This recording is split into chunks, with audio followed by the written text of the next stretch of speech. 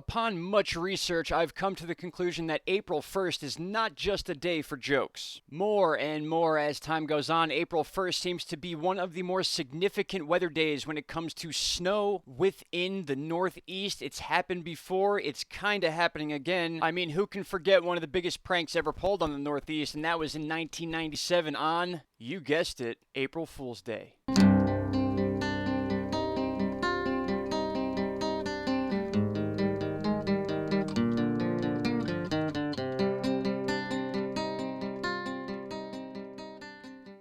That's right, we made it to April 1st. Happy April 1st, April Fool's Day to everyone. We are mostly going to be focusing on the Northeast and the cold blast of air dipping down, of course, on April 1st after a nice week of warm weather. There was snow on the ground when I woke up this morning here in the Northeast. We could see a lot of lake effect snow coming down through Michigan and most of the Great Lakes region here. On a wide map view, as you can see here, it almost took the shape of a nor'easter. We don't have that counterclockwise spin going on. It's kind of a straight shot right up to Canada. And once again, the jet stream and this dip of cold air is to blame. The timing couldn't have been more perfect. This would have been a big rain event, a nice tropical rain event at that, as it was coming across the Gulf and then up to the Northeast. But as that transition was coming, we had this dip. The dip in the jet stream allowed this cold Arctic air to come down over the Great Lakes, currently causing that lake effect snow you're seeing and the snow we woke up to and are currently getting in the Northeast. Also associated with this are the red flag warnings. We could see the Dakotas, Montana, Minnesota, almost reaching to the Great Lakes. So the back end of this dip is where the heavy winds are, and then in turn, obviously causing these single-digit temperatures in some areas around the Great Lakes and the Dakotas. But just as quickly as it came, I want you guys to understand that we are in that springtime season, so the cold temperatures are going to become the rare and the warm are going to become the common. AccuWeather right here posting a tweet saying, following winter's brief return,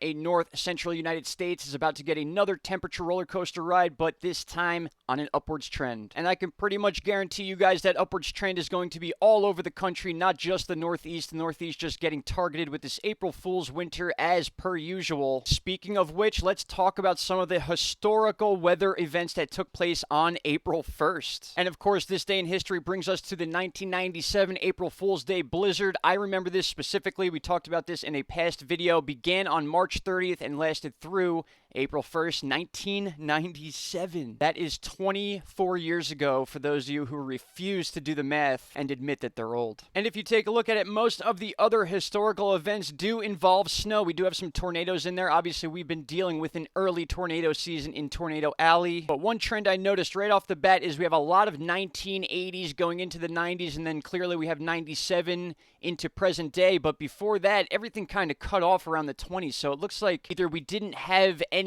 major weather events worth recording, or the process in recording these events was a little bit different. But we could see a very big boost from the mid-80s going to present day. And also, this was considered a nor'easter. So April Fool's Day nor'easter was in 1997. And as you can see from the radar pictures we have now, not quite a nor'easter. We don't have that counterclockwise spin, as I said before, but still laying that blanket of snow, forcing old nature's comedian to come out and play. The long and short of it, my friends, is that it's just after 10 o'clock and I want to get this video out to you. I hope everyone has a safe day. I'll be back later on or tomorrow with another update. I want to continue doing this day in history kind of theme going on. It's really cool, and some people were requesting it, so I think that's a cool idea. And we'll do it globally, not just for the US. We'll go into Canada, we'll cross the ponds, all sorts of things. And as bittersweet as it may seem, the 2021 Atlantic hurricane season is just around the corner. My friends, if you have not already, please like, share, and subscribe to the channel. Click that bell to get notified. Every little bit helps, and I enjoy putting this content out to you. Stay safe. Shout out to Canada. Oh,